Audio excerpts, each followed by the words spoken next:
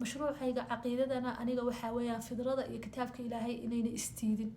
هذا هو المشروع الأكبر. فكرة فضرة عقيدة إلهي إني هم وح استيد إلا إن الاستيدسية ما أهنا.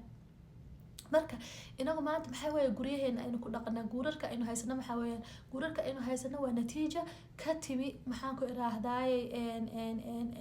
qur'aan sidii saxda ahaa aan loo fahmin ama loo fasirin ama la taxriifiyay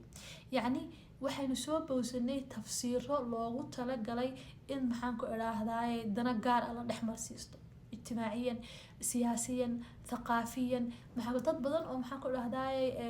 diintii khalday oo ku loolamay oo isku laayay oo maxaan ku dhahdaay ama boqortooyooyin ilaa ay hadda maxaan ku dhahdaay danahooda u jooga adduunka kutubtii maxaan ku dhahdaay tafsiirada ayagu rabeen inay maal galiyeen oo adduunka ku faafiyeen maadaama maxaan ku dhahdaay awoodna haysteen income-na ay haysteen iyo cidii doontaba in ay ilaahay wuxuu inoo sheegay in uu maxaan ku iraahdaay kitaabkan uu isagu maxaan ku iraahdaay xafitay marka uu kitaabka yahay laakiin tafsiirka taxriif uu ku iman kara tafsiirka taxriif iyo qilad cilmi labadu way ku iman kartaa ilaahay wuxuu inoo cadeynaya inna nahnu nazzalna adh-dhikra wa inna lahu lahaafidun inna nahnu nazzalna adh-dhikra wa inna lahu lahaafidun marka anu waxaan aaminsanahay quraanku inuu taxriifka nabad galay laakiin tafsiirku uu taxriifka nabad galay iyo qilad wacyi inuuna ka nabad galin taas ayaa maxaan ku iraahdaay keeni karta marka tafsiirkan aynu bowsanay in aqeedadan dhan ay wax u dhinto inta way ka weyntahay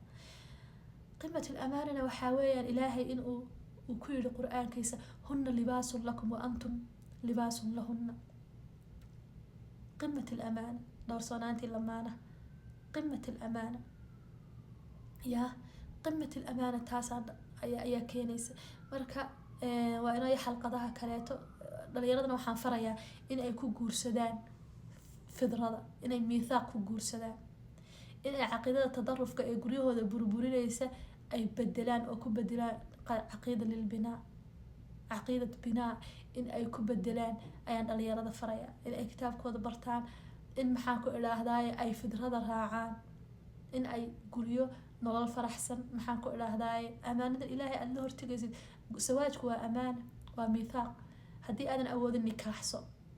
si cad ugu nikaaxso ha ku kala duwanaadaan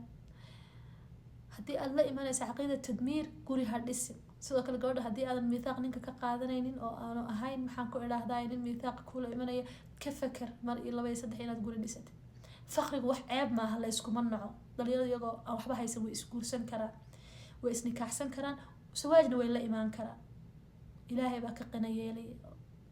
cidna faqiirnimo kuma dhimato haddii ay xataa nolosha ku bilaabaan laakiin waa inaad nolol saxa oo fidradiina ka turjumaysa oo maxaba iyo mawadadii ilaahay idii soo dejiyay leh waa inaad heshaan si aad jiilasha kale uga duwanaataan haddii kale waxaa soo baxaya mujtamac Soomaaliga ah baa soo baxaya mujtamaca muslimka maanta adduunka tayada yar ee taagta yar baa soo baxaya taas way inta la rabo inaad ka hortagtid mujtamac isaga dhan ku dawaafaya gogol ragii dhan ay ku dawaafayaan gogol oo aan maxaa ku dhahay wax soo saar balahayn hadhowna intii loo yimaado maxaa ku dhahdaa meeshooda ilmo yar 12 jir bam loogu soo dhibo meeshooda lagu qarxinay kaasa soo imaanay